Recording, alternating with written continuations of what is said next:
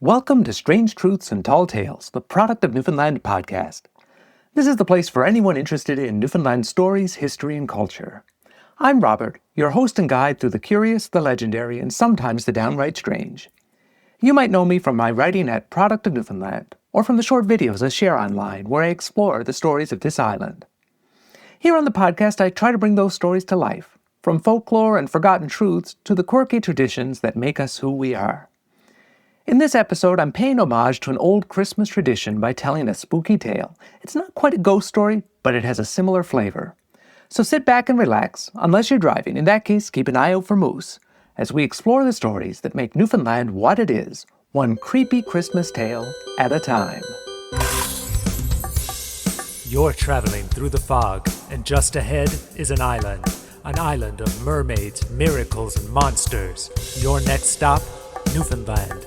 And these are its strange truths and tall tales.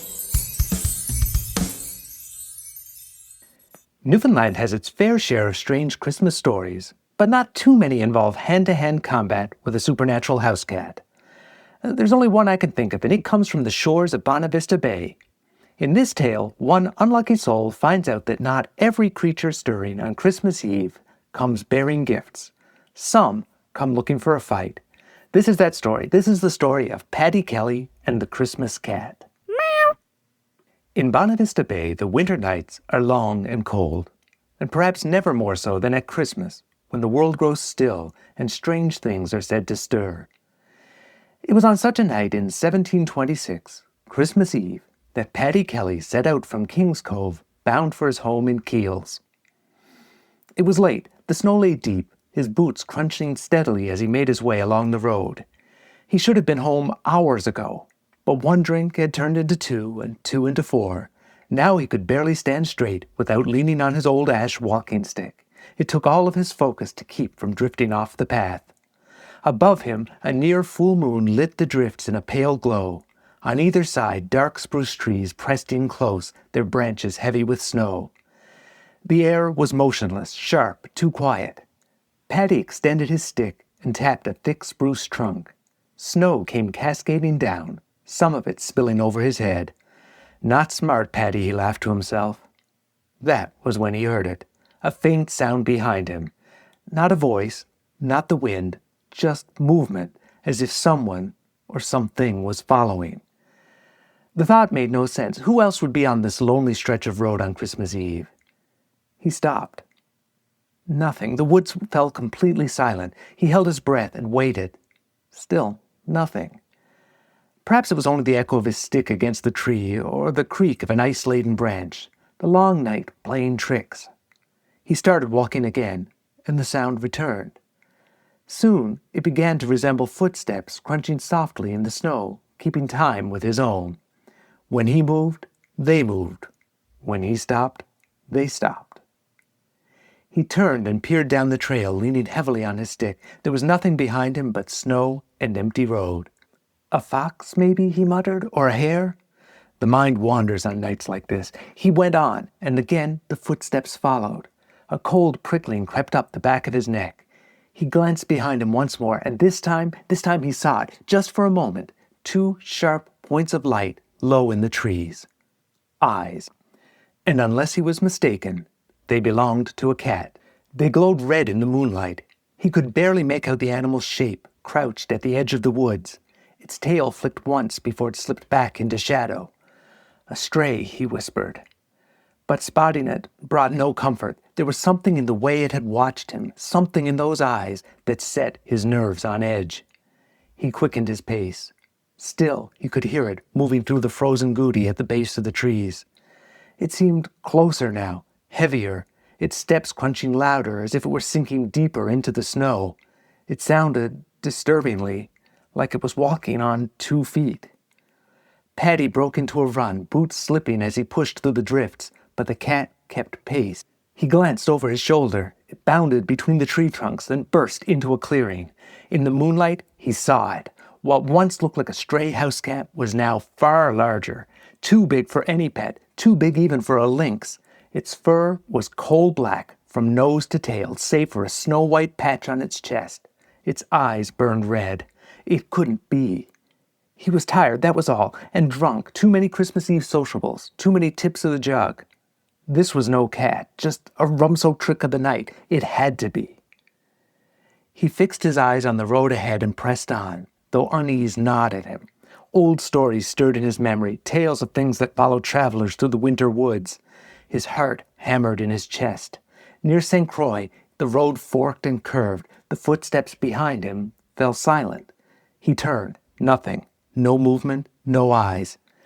He had barely taken another step when he saw it, crouched on the path ahead and blocking the road. Its black fur bristled, its eyes blazed, white clouds of breath spilled from its mouth and curled into the cold air. It looked furious. And then it began to grow. Before Paddy's eyes, its shoulders broadened, its frame thickening with every breath, from the size of a cat to a dog to a wolf, until it stood as large as a foal. But no foal ever looked so fierce. The beast arched its back, fur standing on end. Paddy swallowed hard, his fingers tightened around his walking stick, his only defense, though the slender ash pole suddenly felt pitifully light. "Go on now, cat," he whispered. The animal answered with a sound no cat should ever make, a blood-curdling hiss, and it lunged. The weight knocked Paddy flat into the snow. He swung wildly, the stick thudding against flesh. The creature shrieked and struck back with a powerful paw. Round and round they struggled, man and beast. With every blow Paddy landed, the creature grew wilder. And then he noticed something else. Each strike made it smaller. At first the change was slight, then unmistakable. He fought on, striking again and again. The beast shrank from foal to wolf, and from wolf to dog, something no bigger than a cracky. Still he struck at it. With one last final blow, the creature collapsed in the snow, no larger than a barn kitten. The fierce red glow in its eyes faded to a dying ember. Paddy didn't wait to see if it would rise again. He ran until the warm glow of Keels' windows came into view. He burst into the first kitchen he reached, sending his neighbors scrambling from their Christmas Eve gathering. "What's gotten into you, Paddy?" they cried. And so he told them, the footsteps, the eyes, the fight on the road. They answered with laughter. "The only dark spirit you met tonight," one neighbor chuckled, "came out of a bottle. Too much rum again, Paddy, too much." But Paddy swore it was true. By morning, he convinced a few men to walk back with him to the bend in the road near St. Croix. They found no tracks, but there, in the snow, sat a strange lump of black froth, no bigger than a jug. No one could explain it, no one tried. And for generations afterward, people in Keels could point to the very spot where Paddy Kelly met something on Christmas Eve, something that followed him through the dark. And whether it was some unearthly creature or just the drink playing tricks on a tired man, well, that depends on who's telling the story.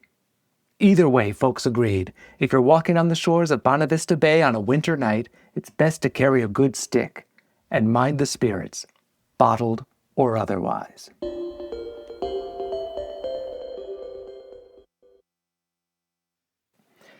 The inspiration for this story came from a short piece in the 1926 Christmas edition of the Trinitarian.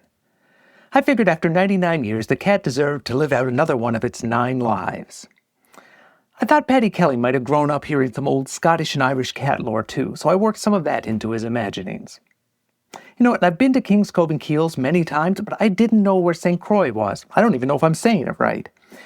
A story in the text, the Divine Brothers of King's Cove, told me it was a community to the east, or maybe the eastern part of Keels. The mention of the town comes in a bit of a funny incident. Apparently the people of Keels and St. Croix were fighting regarding the location of their school, and not being able to come to any kind of satisfactory resolution, they decided the best thing to do was saw the building in half, allowing each party to put their piece of the school in the place they thought best. I don't know if that was a good solution or not.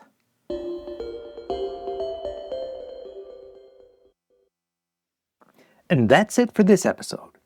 Thanks for listening to Strange Truths and Tall Tales.